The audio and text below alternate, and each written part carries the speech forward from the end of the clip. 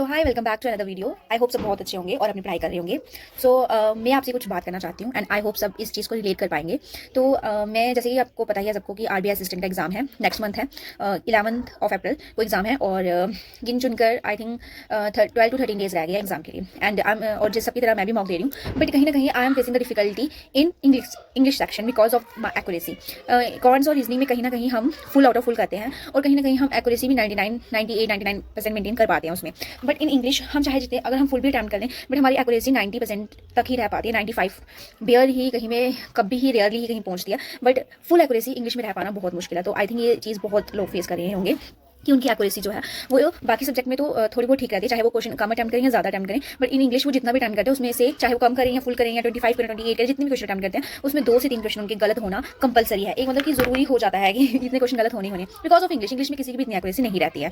तो आज हम बात करेंगे कि हम कैसे 100% एक्यूरेसी मेंटेन करें इन English section. Yes, 100% accuracy maintain करें इन इंग्लिश सेक्शन, ताकि हम अपना आरबीआई असिस्टेंट का स्कोर इंक्रीज कर पाएं। और yes, of course cut off काफ़ी हाई जाता है, तो कट ऑफ को भी अचीव कर पाएं। तो हम बात करते हैं, तो let's start the video. Okay, English तो सब पढ़ते हैं क्योंकि English is the main subject of most of the exams in banking industry और भी बैंक और भी एग्जाम्स में। बट इन आरआरबीज में जो है वहाँ पे हम हिंदी का ऑप्शन भी है। बट जो आरआरबी असिस्टेंट है ये इनमें हिंदी का ऑप्शन है, बट आईबीपीएस, एसबीआई, आरबीआई इनमें हिंदी का ऑप्शन नहीं है। तो बहुत से बच्चे हैं जो हिंदी मीडियम से हैं, हिंदी बैकग्राउंड से हैं, तो उनके लिए थोड़ा डिफिकल्ट हो जाता है इंग्लिश को टैकल कर पाना। तो मैं आपको थोड़े थोड़े ना कुछ पॉइंट्स बताऊंगी जिनको आप फॉलो करोगे ना, तो आपकी इंग्लिश में एक्यूरेसी मैं 100% तो आई डोंट थिंक सो कि मेरी भी होगी कभी और मैं खुद भी मेंटेन कर पाऊंगी। बट हाँ, 95 to 96 to 97% हम एक्यूरेसी मेंटेन कर सकते हैं। जरूरी नहीं होता है कि हमें फुल एक्यूरेसी मेंटेन करनी है, क्योंकि बहुत बार फुल एक्यूरेसी मेंटेन करने के चक्कर में और फुल स्कोर करने के चक्कर में हम बहुत से क्वेश्चन गलत कर देते हैं। तो आज मैं बताऊंगी कि हम क्या करें कि हमारी एक्यूरेसी थोड़ी ज़्यादा हो जाए, चाहे क्वेश्चन टेम्पटेशन कम हो बट एक्यूरेसी इतनी हो कि जो जितना किया उतना तो कम से कम सही हो।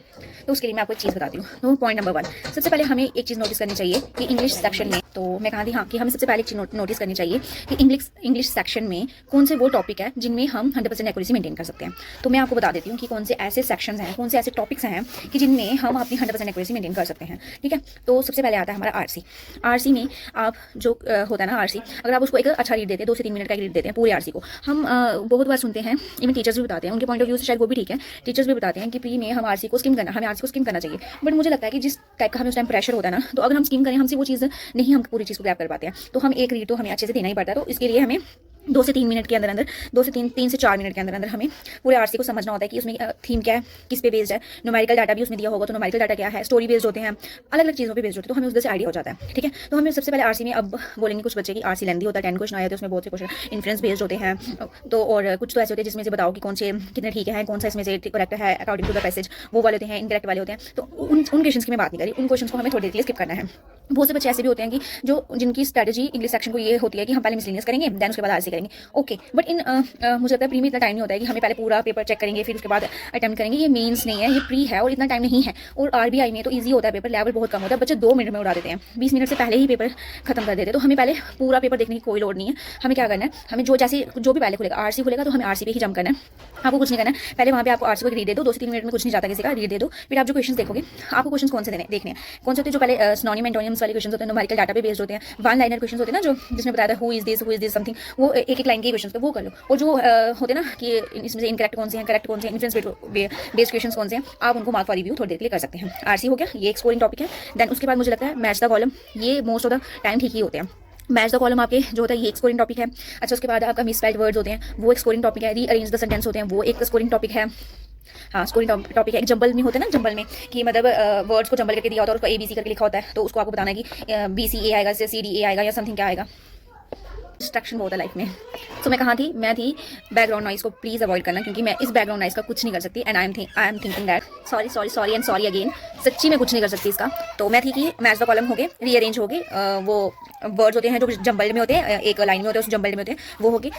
ये इतना सा मिसलिनियस क्वेश्चन करने के बाद आपके 20 क्वेश्चन, 20 to 25 नहीं बोलती मैं, 20 to 23 क्वेश्चन हो जाते हैं। क्योंकि इसके बाद अगर बचता है तो क्या बचता है, एरर बचते हैं और पैरा जंबल बचता है। ठीक है, पैरा जंबल मुझे लगता है प्री में सिर्फ उसी शिफ्ट में आता है जिस शिफ्ट को हम टफ शिफ्ट बोलते हैं, क्योंकि पैरा जंबल वहीं पे आता है। और एरर्स आएंगे, तो एरर्स के लिए मैं आपको एक रामबान चीज़ बताती हूँ। एरर्स के लिए ना मैंने एक नोटबुक बनाई है, इफ़ समवन नीड, तो मैं इसका फोटोज़ टेलीग्राम पे शेयर कर दूँगी। एंड इसको अगर चाहिए होंगे तो मैंने कोई टेलीग्राम ग्रुप पर भी बनाया नहीं है, बट अगर चाहिए होंगे तो मैं टेलीग्राम ग्रुप उसी टाइम बनाकर फोटोज अपलोड कर दूँगी। मैंने निमिषा मैम एक टाइम पे क्लासेस लिया करते थे अपनी, उस टाइम पे वो फ्री लेती थी, एरर की क्लास 1 घंटे की लेती थी। उस टाइम पे मैम कंसेप्ट के अकॉर्डिंग हर क्वेश्चन के एरर का सोल्यूशन बताती थी, तो मैंने वो नोट डाउन किए हैं और इतना नोट डाउन किया था मैंने कि अब वो चीज़ें रिपीट होने लगी। तो गिन चुन के 50 से 60 एरर्स होते हैं और वही जो बार बार उसी चीज़ के आगे पीछे घूमते रहते हैं। तो वहाँ से मुझे एरर्स का बहुत अच्छा आइडिया हो गया। मेरे गलत होते हैं एरर अभी भी, बट सारे नहीं होते।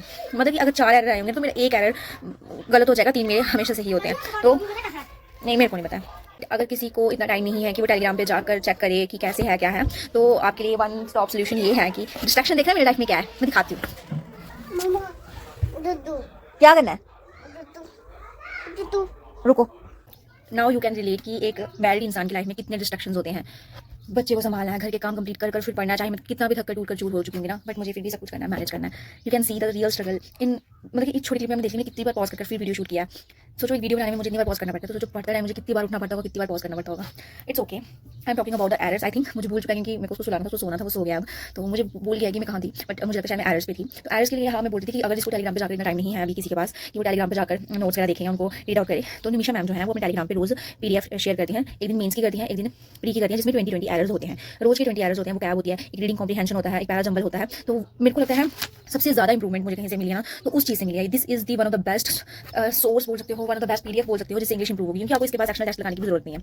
20 एरर्स बहुत होते हैं प्रैक्टिस के लिए। एक RC मिल जाता है, एक पैरा जंबल होता है, क्लोज टेस्ट होता है, सब कुछ उस पर PDF में आपको मिल जाएगा। एक दिन प्री का मिलेगा और एक दिन आपको मेंस का मिलेगा। तो आप वहाँ से जाकर कर सकते हो एरर्स की प्रैक्टिस और जंबल पैरा जंबल की प्रैक्टिस, वहाँ से आपको पता लग जाएगा कि कैसे करना है। बट जो बहुत बिगिनर है जिन्होंने इसी साल शुरू किया है, तो आई सजेस्ट दैम कि आप मैम का कोर्स बाय कर सकते हो। मैम का कोर्स रीजनेबल प्राइस पे है। निमिषा मैम का गैस ऑफिसर पे पढ़ाती हैं, वो एडिटोरियल लेती हैं 8 बजे यूट्यूब पे। निमिषा मैम, निमिषा बंसल करके आप एडिटोरियल सर्च करना, वो अपनी डिटेल्स में बता देती हैं कि कोर्स का कौन सी रेट पे, शायद अभी कोई ऑफर भी चल रहा होगा, वो चला जाता है। तो मैं कोई यहाँ पे पेड प्रमोशन नहीं करी, बट मैं बस बता रही हूँ कि उनका पेड बैच अगर आप एक बार ले लोगे ना, जिनको बहुत ज़्यादा डिफिकल्टी होती है इंग्लिश में, तो वो बेस्ट सोर्स है। RBI असिस्टेंट के लिए शायद आप उतना प्रिपेयर हो पाओ, बट जो आने वाले अपकमिंग एग्जाम्स हैं, नेक्स्ट एग्जाम्स हैं, जिसमें SBI PO को टारगेट करा है, IBPS को, RLPS को टारगेट करा है ना, और PO के चाहे क्लैरिकल के, तो वो बहुत सही है। मैम का कोर्स आप बाय कर सकते हो। वरुण चरित्रा सर है, उनका कोर्स आप बाय कर सकते हो। ये 2 टीचर्स हैं जिनका मुझे पता है कि वो बहुत अच्छा पढ़ाते हैं, तो आप उनके लिए जा सकते हो। डेली उनकी क्लासेस कर सकते हो। आपको आगे पीछे घूमने की जरूरत नहीं पड़ेगी अगर आप यूट्यूब से कंफर्टेबल नहीं हो, सर्चिंग में कंफर्टेबल नहीं हो तो। अदरवाइज यूट्यूब पे बहुत मटेरियल है, इंग्लिश आराम से हो जाती है, ठीक है। बाकी यू हैव टू रीड, आपको रीड करना पड़ेगा। एडिटोरियल पढ़िए, बुक्स रीड करनी है, टाइम है ठीक है, नहीं है तो कोई इतना जरूरी नहीं है, क्योंकि मैं भी कोई बुक्स रीड नहीं करती, रोज का एडिटोरियल रीड करती हूँ, सेक्शनल मॉक लगाती हूँ, उसमें भी RC आता है, पैरा जंबल आता है, क्लोज टेस्ट आता है, वहाँ से भी रीडिंग हो जाती है।